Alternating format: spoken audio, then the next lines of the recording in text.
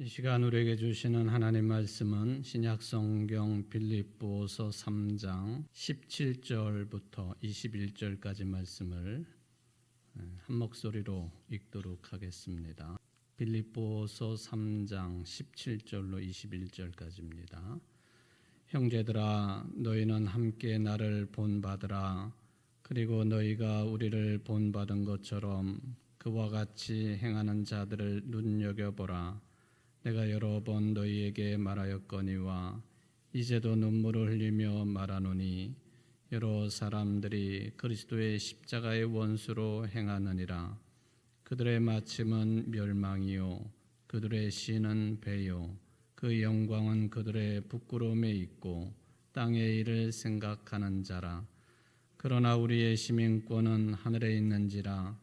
거기로부터 구원하는 자 곧 주 예수 그리스도를 기다리노니 그는 만물을 자기에게 복종하게 하실 수 있는 자의 역사로 우리의 낮은 몸을 자기 영광의 몸의 형체와 같이 변하게 하시리라.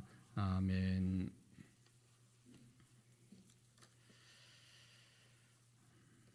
지난 수요일까지 3장 16절까지 내용을 여러 차례에 걸쳐서 살펴보았습니다. 12절부터 16절까지 내용을 네 번에 걸쳐서 생각을 해보았는데 12절부터 16절까지의 큰 흐름으로 보면은 사도 바울이 어떤 그 무리들과 아주 심각하게 논쟁을 벌이고 또 경론을 벌인 그런 흔적을 찾아볼 수가 있습니다. 그 사람들이 누구였느냐 하면은 다르게도 표현할 수 있겠지만은 완전주의자들이라고 표현을 해볼 수가 있겠습니다.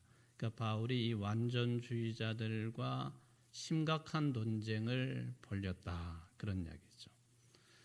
그런데 오늘 17절부터 말씀을 보니까 그렇게 아주 심각한 경론을 벌였던 사도 바울인데 급작스럽게 그런 그 흐름을 마감을 시키고는 그리고는 빌립보 교인들에게 뭐라고 요청을 하고 있느냐 하면은 나를 본받으시오, 그렇게 요청을 하고 있습니다.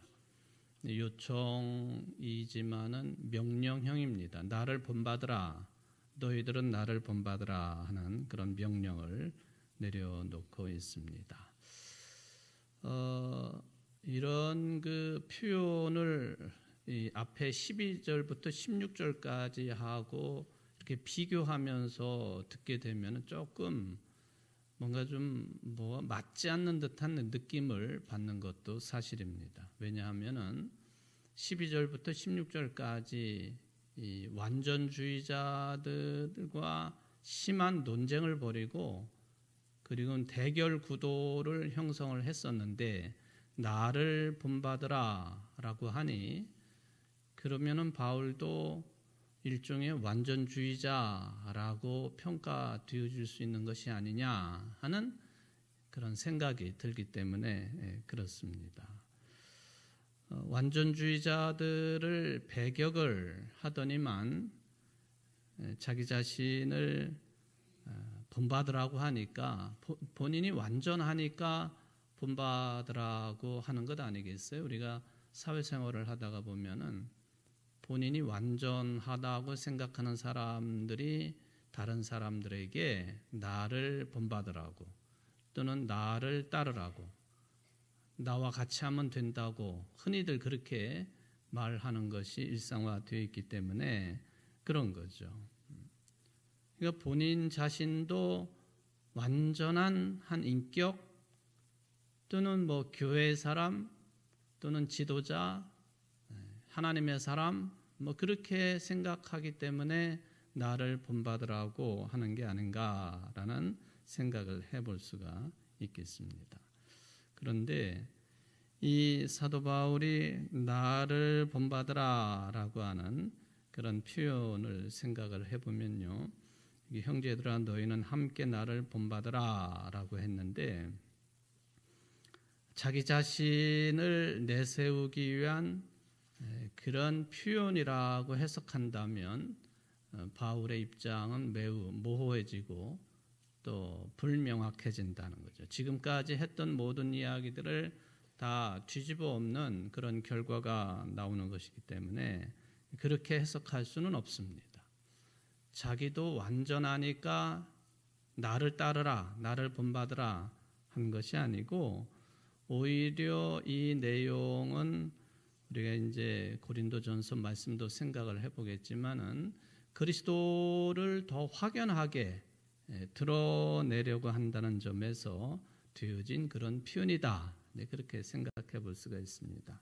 여러분 같은 이제 사도 바울의 말씀이죠. 고린도전서 11장을 한번 펴보시기를 바랍니다.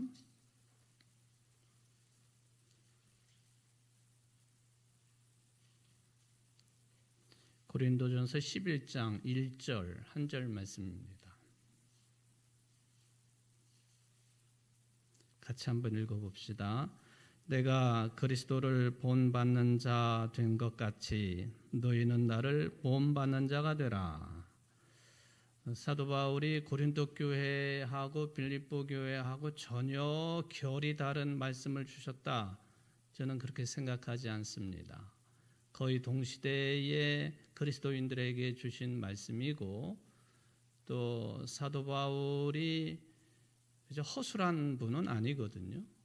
여기서는 이 말하고 저기 가서는 또 저 말하고 이 편지에는 A라고 그러고 똑같은 사안에 대해서 저 편지에서는 B라고 하는 그런 그 기만하는 분은 아니다라고 하는 것을 생각을 해볼 때에 오늘 빌립보서 3장 17절에 나를 본받으라고 하는 이 표현이나 고린도전서 11장 1절에 나와 있는 것처럼 너희는 나를 본받는 자가 되라 할 때에 여기 빌립보서의 내용의 앞부분이 뭐 생략되었든지 아니면은 너무 잘 알고 있는 내용이기 때문에 이렇게 표현했다고도 볼 수 있는 거예요. 내가 그리스도를 본받는 자 된 것 같이 너희는 나를 본받는 자가 되라. 여기 너희는 나를 본받는 자가 되라 할 때에 내가 그리스도를 본받는 것 같이 이거를 중간을 딱 삭제를 하고 앞뒤 문장을 연결을 해보면요. 고린도전서 11장 11절 말씀이에요. 내가 그리스도를 본받는 자가 된 것 같이 너희는 나를 본받는 자가 되라 할 때에 그리스도를 본받는 자가 되라. 그거죠. 그렇죠? 그리스도를 본받는 자가 되라. 이게 핵심인 거예요. 자칫 우리가 이것을 잘못 해석을 하면은 사도 바울이 자기가 완전한 인격체고 신앙인이기 때문에 자기를 본받으라 그렇게 말하는 것으로 해석될 가능성도 있어 보이지만은 고린도전서 11장 1절 말씀과 같이 놓고 보면은 그리스도를 본받는 자 되라. 그게 이제 사도 바울의 의중이다라고 볼 수가 있겠습니다. 그래서 어떤 분은 이렇게 이 내용을 이제 해석하기도 합니다. 내가 그리스도를 본받는 방식대로 따라서 사십시오. 내가 그리스도를 본받는 방식대로 그런 방법대로 방식대로 따라 사십시오. 그렇게도 이제 해석하는 성서 해석자도 있다라고 하는 것을 볼 수가 있겠습니다. 그리고는 하나를 더 붙이기를 그리고 너희가 우리를 본받은 것처럼 그와 같이 행하는 자들을 눈여겨보라. 이렇게 본받고 사는 사람들을 눈여겨보라 하는 표현은 유의해서 보살펴 주라 하는 요청으로 받아들일 수가 있겠습니다.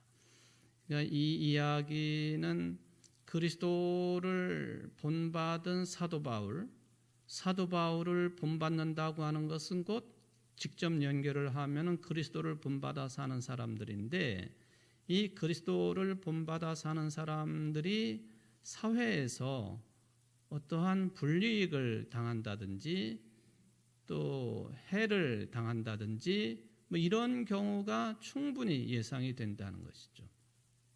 실제적으로 이 초대교회 시절에 예수를 그리스도로 믿는다고 하는 것은 아주 간단하게 표현하면 자기 목숨을 내놓고 신앙의 삶을 살아가는 것이죠.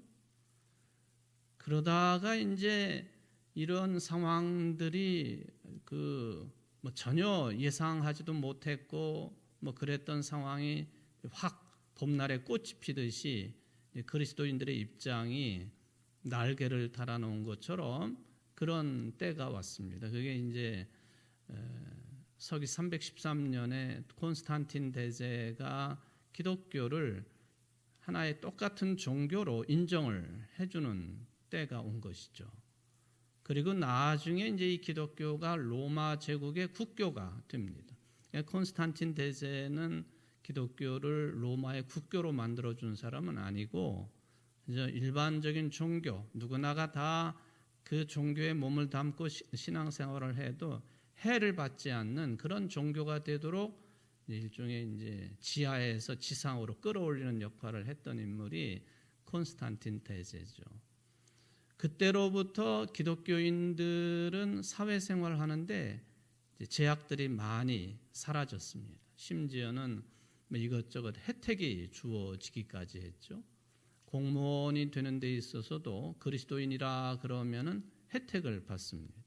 그 외에도 많은 혜택들이 그리스도인들에게 주어집니다. 그리고 교회당들이 우후죽순처럼 세워지되 엄청난 규모의 교회당들이 세워지고 교회당과 함께 세례당도 따로 지어지고 뭐 관련된 그런 시설들이 엄청나게 이제 불어나기 시작을 합니다. 교인들도 많아지고요. 이제 드러내놓고 기독교인의 삶을 살아가는 거죠. 이렇게 되니까 그것도 또 한편으로 보면은 언제나 호사다마라고요. 이게 좋은 점들도 있지만은 또 기독교 내에 부패가 싹트고 그리고 무슨 물질 돈 만능주의가 뭐 그때도 교회 안에 들어오고 교회가 부패하고 성직자들이 부패하고 교인들도 타락하고 뭐 이런 모습들이 이제 세월이 갈수록 강해지기 시작합니다. 그래서 생겨난 것이 소위 말하면은 사막으로 들어가고 광야로 들어가는 수도원 운동들이 그때로부터 탄생하기 시작한 거죠. 이 속세로부터 떨어져 나간, 그래서 광야 생활을 하고 수도 생활을 하고 또 공동체 생활을 하는 그런 모습들이 생겨나기 시작을 한 겁니다. 하여튼 이 기독교인으로 살아간다고 하는 것에 대한 불이익이 많이 주어지는 거예요. 그러니까 그리스도를 본받아 가지고 사는 것을 충실하게 살아가면 살아갈수록 사회생활에 있어서는 어려움도 그만큼 가중되는 것인데 그런 자들을 유의해서 보살펴 달라고 하는 그런 당부까지 사도 바울이 해주고 있다라고 볼 수가 있겠습니다. 나를 본받으시오, 또는 예수님께서 제자들을 이제 선택을 하시고는 나를 따르라 하시는 이런 말씀들, 누구나가 다 쉽게 할 수 있는 그런 말 또 요청은 아니죠. 그만큼 자기 자신의 삶에 자신이 있는 사람들이나 가능한 그런 이야기들이라고 보여지기도 합니다. 오늘날 우리가 그리스도인으로 살아가든 아니면은 뭐 사회인으로 세상을 살아가든지 간에 우리의 신앙이나 우리의 인생의 삶이 이게 방향을 제대로 잡지 못하는 이유가 뭘까? 이거를 생각을 해보면은 많은 이유들이 있겠지만은 우리 주변에 옛날처럼 본받을 만한 그런 어른 또는 본받을 만한 선생님들, 본받을 만한 선배들, 본받을 만한 분들, 이런 분들이 없는 것은 아닌지, 이거에 대한 심각한 고민들을 우리 세대는 하고 있죠. 이전에 비해서 훨씬 그게 이제 강화가 되었다는 거예요. 뭐 어른들 알기를 젊은 사람들이 함부로 대하는 대상으로 한다든지 말도 함부로 하고 행동 함부로 하는 거 뭐 더 말할 것도 없고요. 본받을 것이 없는 존재들로 치부를 해버리는 그런 경향성이 굉장히 강하죠.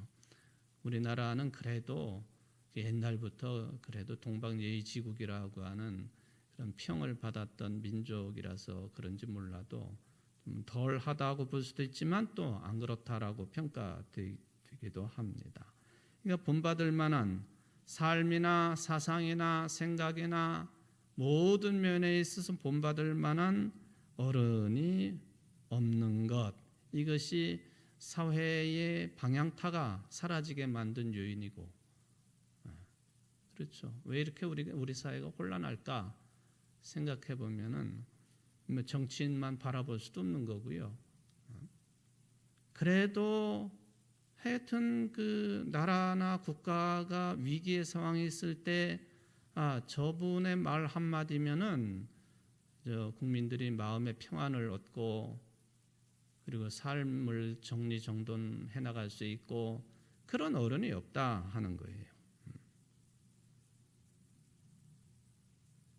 도대체가 나를 본받으라, 나를 따르라고 말할 수 있는 사람들 또는 제3자들이 볼 때도 저분을 좀 따랐으면 좋겠다, 본받았으면 좋겠다 하는 사람들은 어떤 삶의 스타일을 가지고 있느냐? 철저하게 바울처럼 자기 자신을 비운 사람이어야 된다. 이거는 뭐 분명한 것 같아요. 자기 자신을 비운 사람 우리 주변에 없다 하는 것이죠. 그리고 자기 자신을 비웠을 뿐만 아니라 어떤 절대적인 분을 또는 절대적인 대상을 철저하게 완벽하게 따라서 생활하는 사람, 이런 존재일 때에만 나를 따르라 또는 나를 본받으라 이렇게 말할 수 있는 것이고, 사람들이 다 눈이 있고 귀가 있고 판단력이 있거든요. 정말 따를 만한 사람인지 본받을 만한 사람인지. 뭐 우리 주변에 위대한 인물들 또는 예술인들 또는 뭐 사상가들 또 종교인들 중에도 있을 수는 있겠습니다. 제가 가끔 표현하는 내용이지만은 우리 사회에서 없어져야 될 그런 흐름 중에 하나가 권위주의는 청산돼야 된다 하죠. 그러니까 누구나가 다 공감하는 말이에요. 권위주의는 청산돼야 된다. 이 권위주의라는 게 뭐냐? 뭐 사전적인 의미도 그렇게 나와 있지만은 그 일반적인 사실이나 또는 상대의 의견을 갖다가 무시하는 경우, 기존의 어떤 생각이나 권위에 사로잡혀 가지고 사람을 대한다든지 어떤 일을 대한다든지 그렇게 해석을 한다든지 이런 것을 일반적으로 우리는 권위주의라고 부르죠. 요즘에 젊은이들이 자주 사용하는 그런 표현 가운데 무슨 말이 있죠?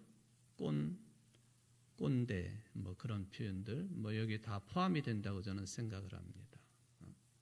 일반적인 사실이나 상대 의견을 무시하고는 자기 생각만을 강요하고 그걸 따라야 한다고 주장을 하고 그리고 신란하고 비판하고 그런 사고방식을 가지고 있거나 그런 행동의 양태를 가지고 있을 때 그런 걸 통칭 우리는 권위주의적인 사고방식 또 생활이라고 규정을 해볼 수가 있죠. 근데 이거는 뭐 당연히 사라져야 될 거죠.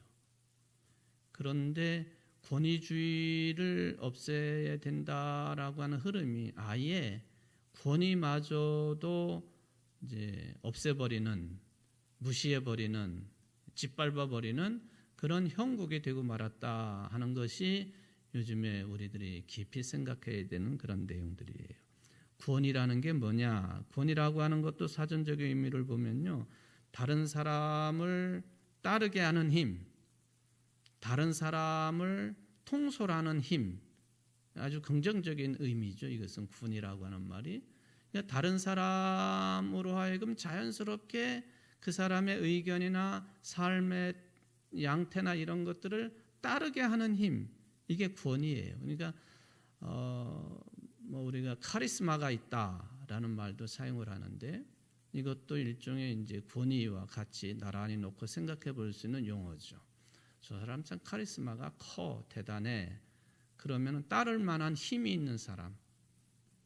이거는 긍정적이고 좋은 방향성을 말하는 거죠. 깡패들도 밑에 쫄개들 따를 만한 힘이 있기는 하지요. 무력을 사용한다든지 돈을 가지고 휘두른다든지. 근데 그런 거 말고요, 그냥 자연스럽게 그 사람의 말이나 생각이나 공유를 하다가 보면은 자연스럽게 따를 수 있는 힘이 거기서 느껴지고 그를 추종하고 따를 때 사용할 수 있는 용어가 권위라고 하는 그런 용어예요. 이러한 순전한 의미의 권위를 가지고 있는 사람들이 우리가 사는 세상에는 옛날보단 드물어졌다, 적다 하는 것이죠. 그러니까 바울 사도가 나를 본받으시오, 이거는 물론 이제 그리스도를 본받는 것과 똑같은 의미라고 보여지는데, 그래도 중간에 이제 자기 자신이 들어가 있기 때문에 이런 정도의 표현을 사용한다고 하는 것이 대단하다 하는 그런 느낌을 생각해 볼 수가 있겠습니다. 근데 살다가 보면은 뭘 좀 이루었다라고 말하는 사람들, 대개 경우를 보면은 자기 자신의 뭔가를 성취한 사람들이에요. 그렇죠? 내가 뭘 이루었다고 그렇게 주장을 하죠. 자기 자신의 유익을 위해서, 또 사회적인 성취를 위해서, 개인적인 어떤 목적을 달성하기 위해서 뭔가를 이룬 사람들, 그 나름대로 물론 의미가 있는 삶이긴 하지만은 공동체가 똑같은 생각을 가지고 평가를 해줄 수 있느냐, 소위 말하면 공감을 얻을 수 있느냐라고 할 때에는 그렇게까지 말하기는 좀 어렵습니다. 돈을 많이 벌어서 뭔가를 이룬 거죠. 권력을 쥐어서 뭔가를 이룬 거죠. 학문적인 어떤 높은 봉우리에 다다라 가지고 뭔가를 이룬 거죠. 부러움의 대상이 될 수는 있겠지만은 진정한 의미의 본받을 만한 권위를 가지고 있는, 따를 만한 존경의 대상이 되고 있느냐, 이거는 좀 쉽지 않은 얘기입니다. 저도 그렇고 여러분들도 그렇고 다른 사람들에게, 공동체원들에게 부러움의 대상도 좋겠지만은 존경의 대상이 되는 게 훨씬 나은 것 아니겠습니까? 존경할 만한 사람, 여러분들이 그런 그리스도인들, 또 청주 제일교회 교인들 되시기를 주의 이름으로 축원을 드립니다. 제가 이제 또 여러 교회들 행사를 이렇게 참석을 해보면은요, 특히 이제 교회 행사일 경우에 거론을 해봅니다. 분명히 이제 하나님께 영광을 돌려드리고 또 예수 그리스도에 대한 이야기는 하고 표현은 하고 찬송 부르고 말씀도 듣고는 하지만은 예수 그리스도는 그냥 명분이지 실제적으로는 사람들이 영광을 받는 경우가 대다수예요. 그러니까 좀 말하기 좀 조심스럽기는 하지만은 물론 축제이기도 하고 좋은 날이기도 하고 그러니까 꽃다발이 서로 왔다 갔다 하기도 하고 봉투도 왔다 갔다 하기도 하고 그러기는 하겠습니다만은 예수 그리스도는 뒤로 싹 빠져버린 그런 행사를 보는 경우가 대부분이에요. 어느 때 보면은 이게 교회의 행사인지 아니면은 일반 사회 단체 무슨 뭐 라이온스 클럽이라든지 저는 뭐 등등등 뭐 그런 거 있잖아요. 아니면 어느 때에는 이 정치적인 모임 같은 느낌을 받을 때도 있고요. 그래서 뭐 깃발을 막 휘두르고 그냥 온갖 그 좋은 말을 다 끌어당긴 수식어가 있고 또 칭찬하는 축사들이 있고 또 지역의 기관장들이 앞자리를 차지하고 그 사람들이 중심이 되어가지고 인사를 받는다든지. 그러니까 정작 영광을 받으셔야 될 하나님은 뒷전이고 예수 그리스도는 오간데 없는, 그러니까 명분만 그렇게 내세우는, 이게 이제 어떻게 그 날이 갈수록 그게 더 심해지는 것 같아요. 좀 차분한 가운데 교회 예식이라고 하는 것이 하나님께 영광을 돌려드려야 되고 예수 그리스도가 중심이 되어야 됨에도 불구하고 그러지 못한 경우를 보게 된다. 교회의 예식이나 행사를 통해서 우리가 신앙의 근본을 찾아볼 수가 있겠느냐 할 때에 참 아쉬울 때가 참 많다 하는 거예요. 그렇기 때문에 사도 바울처럼요, 내가 예수 그리스도를 본받아 사는 것처럼 너희들도 그렇게 살기를 바란다 하는 이 명령이든지 이런 언급은 아무나 할 수가 없는 거예요. 아무나 해서도 안 되지만은 목사라고 해가지고 마음대로 그런 말 사용할 수 없습니다. 굉장히 조심스러운 말이기는 해요. 그래서 내가 그리스도를 본받은 방식대로 따라 사십시오 하고 아주 과감하게 진술을 하고 있는 이 바울, 어떻게 저렇게 과감하게 저런 표현을 사용할 수 있고 명령형으로 말할 수 있겠는가? 이 사도 바울의 살아가는 삶, 그의 신앙, 그리스도를 본받는 생활, 이것과 극명하게 대비가 되고 있는 그런 상황을 이제 바울이 이어서 얘기하는 것을 비교를 해보면은 아, 바울이 이래서 나를 본받아라 하고 요청했구나 하는 것을 판단을 해볼 수가 있겠습니다. 여기 이제 사도 바울이요, 아주 이런 표현까지 사용을 했습니다. 18절에 넘어가 보니까 내가 여러 번 너희에게 말하였거니와 이제도 눈물을 흘리며 말하노니, 눈물을 흘리며 말하노니 여러 사람들이 그리스도의 십자가의 원수로 행하느니라. 그리스도의 십자가의 삶을 본받은 사도 바울하고 그리스도의 십자가의 원수로 있는 행하는 그런 사람들과의 비교, 이게 바울이 눈물을 흘리면서 이런 자들을 보고 또 말하기도 하고 권면하기도 하고 했다 하는 표현이 참 특별한 표현이라고 볼 수가 있겠습니다. 경계의 대상이 있다는 거예요. 십자가의 원수로 사는 사람들, 행하는 사람들. 이런 사람들은 십자가의 의미를 없애는 사람이고 십자가를 무의미하게 만들어버리는 사람들이다라고 표현해도 되겠습니다.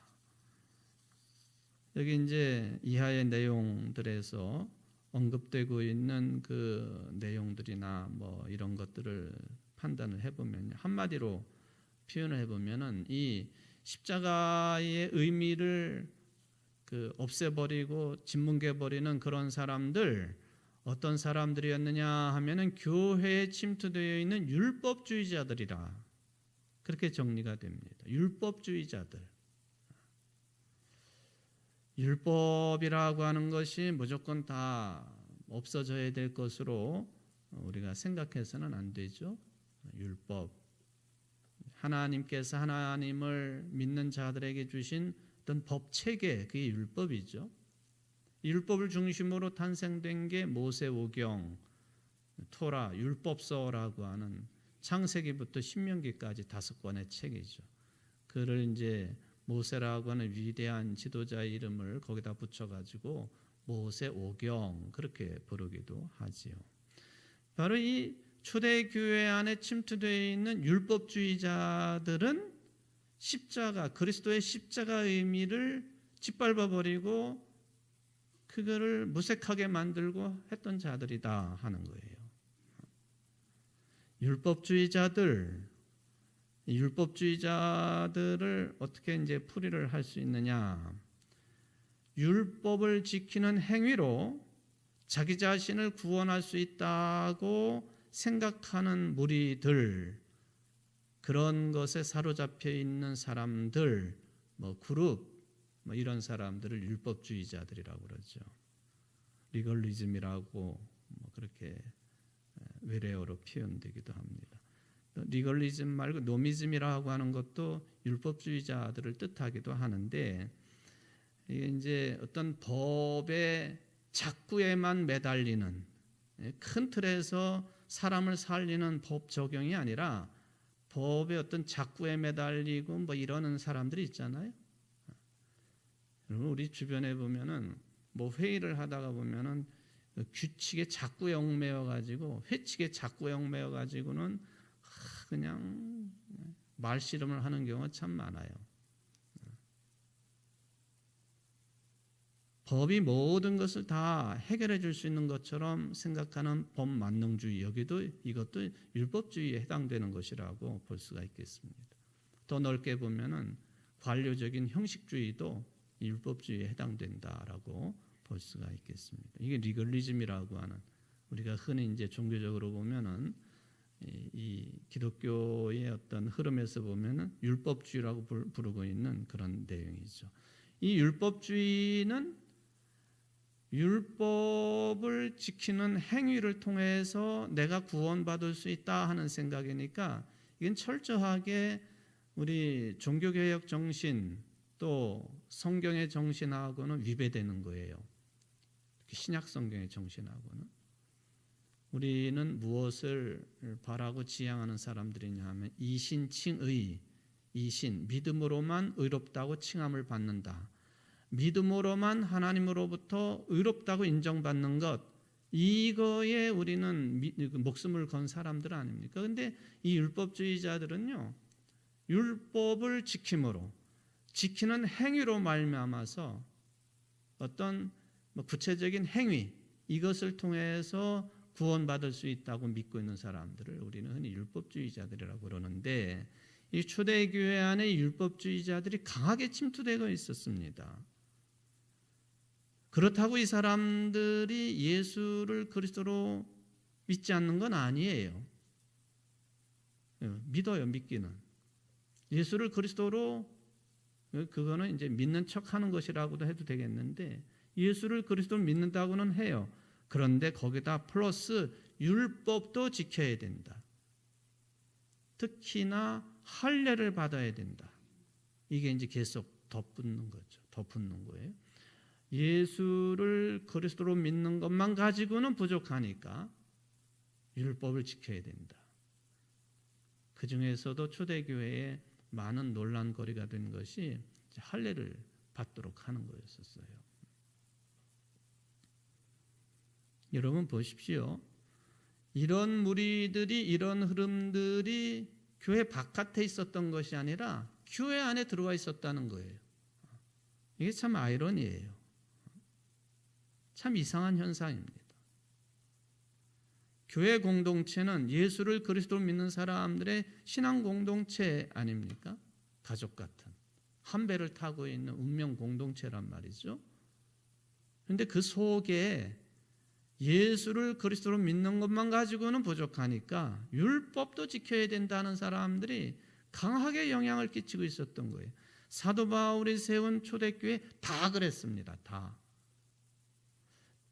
대개가 어떤 사람들이 이런 신앙관을 주장을 했느냐 하면은 유대 교인이었다가 개종한 사람들, 아니면은 놀랍게도요, 예수님의 제자들 중에서도 예루살렘 교회 중심으로 활동하던 사람들이 이제 점차적으로 이방 지역에도 교회가 세워지고 또 교인들이 많아지고 하나님도 몰랐던 이방 사람들이 들어와가지고 예수 그리스도를 신앙 고백하고 예수 그리스도 신앙 고백을 통해서 하나님도 믿게 되고 막 그러니까 뭐가 다급했는지 모르지만은 교회마다 침투가 돼가지고는 방해 공작을 펴는 거예요. 율법주의자들이 침투해 들어온 거죠. 교회 안에서 이런 일이 벌어졌다 하는 거예요. 여러분 그저 공동체 밖에서 우리 내부를 향해서 공격하는 것도 힘든 일이지만은 내부에서 이런 일들이 발생이 돼가지고 공동체를 와해하거나 신앙의 근본을 흔들어 버리거나 하면 더 힘든 겁니다. 그게 더 힘든 거예요.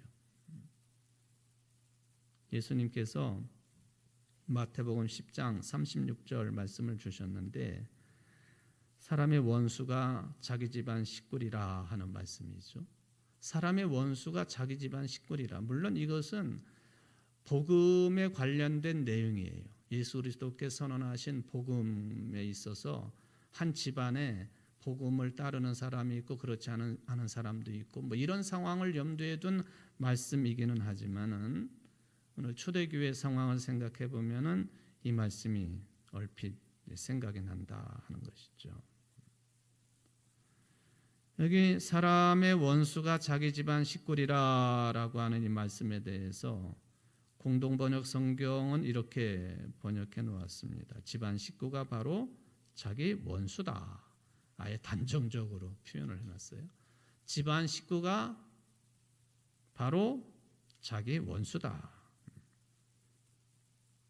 이제 공동번역 말고 공동번역은 이제 가톨릭과 개신교회 같이 번역을 한 성경책인데 요즘에는 가톨릭에서만 따로 쓰는 가톨릭 성경책이 또 있죠. 거기서 뭐라고 그랬느냐 하면은 집안 식구가 바로 원수가 된다.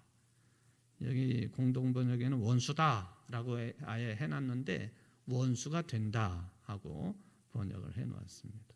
메시지 성경에서는요. 좋은 뜻을 가진 너희 가족의 죄악의 원수가 될 수 있다. 좋은 뜻을 가진 너희 가족이 죄악의 원수가 될 수 있다. 조금 애매한 그런 번역을 해놓았는데 하여튼 집안에 원수가 있다 그런 개념입니다. 초대교회가 그런 상황 속에 놓여 있었다 하는 거예요. 그런데 이렇게 문제를 일으킨 사람들이요. 예수 그리스도의 십자가의 정신을 받아들이지 못한 사람들이 절대로 무식했던 사람이 아니라는 거예요. 사회적으로 소외 그룹이었던 죄인이나 쇠리 뭐 이런 사람들이 아니었다는 거예요. 또는 뭐 문둥병 들린 사람 이런 사람들이 아니었다는 거예요. 오히려 이 사람들은 하나님에 대해서 아주 예민하게 살아간다고 자부했던 사람들, 이런 사람들이 율법주의자로 자리매김이 돼가지고 초대교회를 흔들어 버린 거예요. 그게 이제 현실이었다 하는 것을 생각해 볼 수가 있겠죠. 왜 이런 일이 벌어졌을까?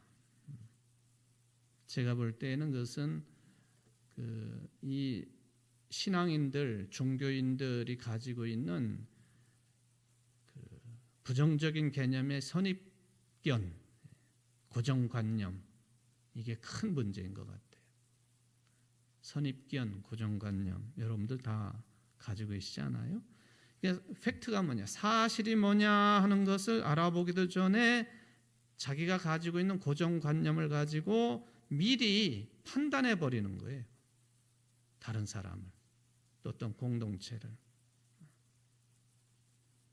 여기 앉아 계신 여러분들은 선입견, 고정관념 없으신 분들이죠? 예 하고 대답하면 그건 거짓말이에요. 저도 선입견, 고정관념을 가지고 있는 사람이기 때문에 가능하면 그런 게 드러나지 않게 하려고 애쓰고 노력하고 할 뿐이지, 이런 표현이죠. 우리 식대로, 걔는 원래 그래. 그런 표현 자주 쓰시죠? 그 사람 원래 그래. 선입견입니다. 선입견. 원래 안 그럴 수도 있거든요. 아예 딱 판단해버리고 내 마음을 이렇게 장막을 쳐버리는. 아이들을 키우다가 보면은 어느 정도 성장을 하면요, 이미 아이들도 선입견이 형성이 돼요. 그래서 아이들 어린아이 시절에는 저는 개인적으로 바람은 좀 부정적인 것, 극단적인 것, 이런 것들은 좀 안 보고 안 듣고 그렇게 자랐으면 좋겠다 하는 순진한 생각이지만은 그런 생각을 해보기도 합니다. 우리들 생각에는 그런 교육을 받았으니까 이북 사람, 북한 사람 무조건 나쁜 사람, 일본 사람 무조건 나쁜 사람, 다 그런 건 아니잖아요, 그렇죠? 일본 정부가 나쁜 정부지. 개인적으로 만나보면 일본 사람들 너무 친절하고 또 순박하고 그렇지 않나요? 대부분이 그래요. 역사적으로 나쁜 짓을 하기는 했지만은 전체를 나쁘다고 예단해 버리는 것, 이것도 선입견, 고정관념 중에 속한다는 거예요. 옛날에 한참 전이지만은 일본 교과서 왜곡 그런 사태가 막 그냥 유언의 불길처럼 우리나라에 일어났을 때에 이건 좀 그런 거에 항의를 하고 한다고 할 때에 글쎄요, 그게 제가 볼 때에는 초등학교 학생들을 거기 동원을 해가지고 그런 시위에 동참을 하게 만들고 한다고 하는 것이 어떤 의미가 있느냐. 사실 아이들은 정말로 어른들보다도 훨씬 더 우주와 같은 그런 뜻을 품고 자라나야 되는 아이들인데 일찍부터 선입견을 심어주고 고정관념을 심어주고 하는 것, 이것은 참 조심스럽다 하는 생각은 저는 가지고 있기는 합니다. 여러분들 생각이 다를 수는 있겠지만요. 바로 이 사도 바울의 교회, 빌립보 교회가 됐든 고린도 교회가 됐든 간에 이 율법주의자들, 이미 율법에 의해서 고정관념에 사로잡혀 있고 선입견을 가지고 있는 사람들이 이제 막 교회에 들어온 이방인이었다가 하나님을 믿고 예수를 그리스도 믿는 사람들을 향해서 자꾸만 율법을 가지고 제단을 하는 거예요.